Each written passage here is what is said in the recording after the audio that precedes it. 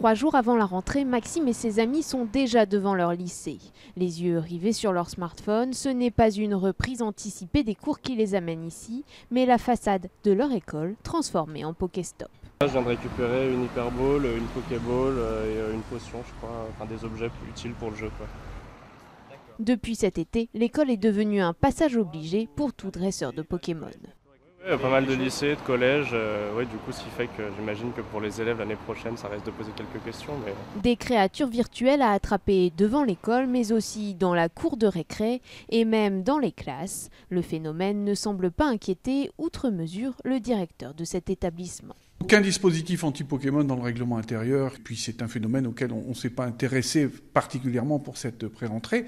Pourtant, les élèves l'affirment, ce n'est pas la reprise des cours qui va les empêcher de continuer la chasse au Pikachu. On va sûrement jouer pendant les intercours et pendant les pauses. Pendant les cours.